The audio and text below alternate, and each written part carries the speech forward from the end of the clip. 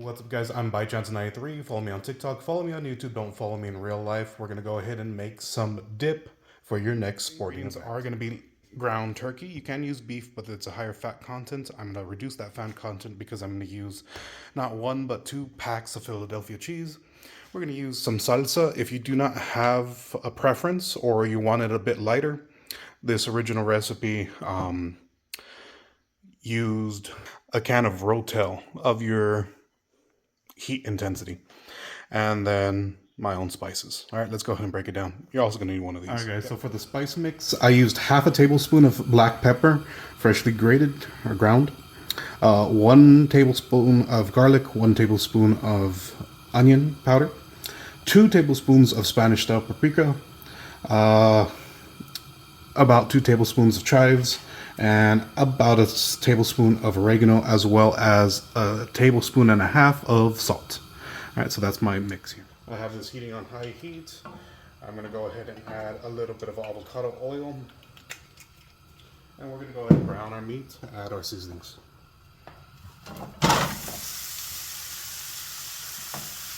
So this original recipe was with ground beef, but I find that the ground beef is a little too heavy, especially when transporting. So if you go watch a football game, soccer game, baseball game, or this is actually really popular around Christmas to do a dip like this. Some major holidays, good get-togethers where you can bring the crock pot out. Beef tends to coagulate once it's rested. If it's moving around, it's fine, but that the amount of oil from the beef, the fat itself, separates, and it's also very heavy. So I've changed that out for the ground turkey, and now I can use the whole 2.5 pounds of ground turkey and kind of have that same caloric value as about that 1 to 1.5 pounds of ground beef, just depending on its fat percentage. This is 93% lean, 7% fat for the ground turkey. But you're not missing anything out because of the cream cheese. And for those of you watching, versus just kind of taking a look at my video, I'm actually going to season twice with everything I just mentioned. Okay, once I brown it. But so if you're this far in the video, thank you for watching. Yeah, so now that's a little bit more color in there. Gonna go ahead and season again. Our finished meat, make sure it's seasoned very well. You can adjust the seasonings to your taste, but we want this seasoned, cooked completely here. All right, so I already have my crock pot set to low. We're doing not 1, but 2 Philadelphia cream cheeses, and we can go ahead and break that up. It'll be much easier to go ahead and work into it. Work down, melt down. You can put this on high and it'll be done within an hour. I'm going to leave mine on low because no one's going to be here until a bit later, so I have more time. And if you're leaving it on high, you will have to either put it to warm or turn it off, because it can burn. It can stick to the bottom. All right, I'll let that go. And then today I'm gonna go ahead and add some green chilies from New Mexico. So 505 stuff, because this is green chili, cooking green chili, and just makes anything for game day kind of a bit easier.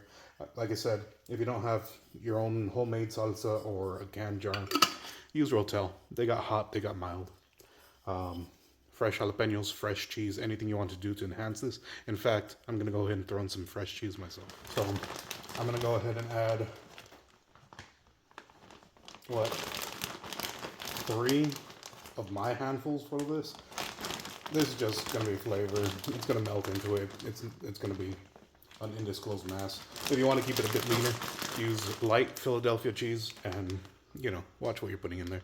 But this is already kind of lean due to the ground turkey, so I'm happy. People like it because of the taste, and if the way that it comes out later, I've seen a lot of people use this as an actual sauce. So again, around holidays, Thanksgiving, whatever you need, people will eat it. And of course, the ground beef, the ground turkey. Nicely cooked. All the way through. Mix this in.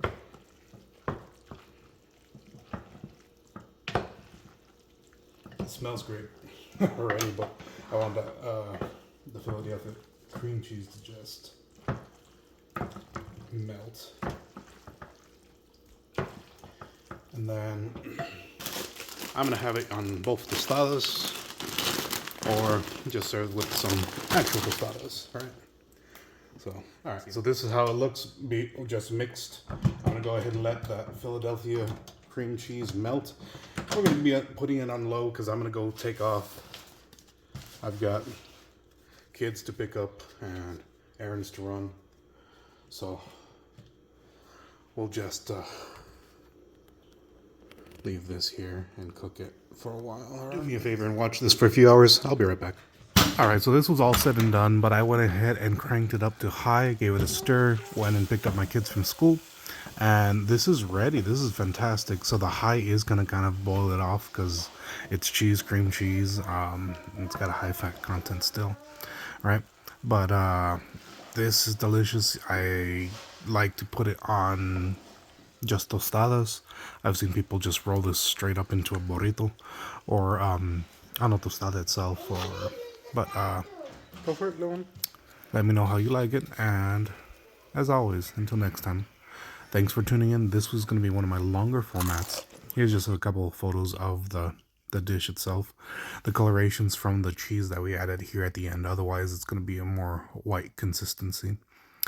But absolutely tasty. I had a food coma after this, and thanks for tuning in for one of my longer contents. Cheers.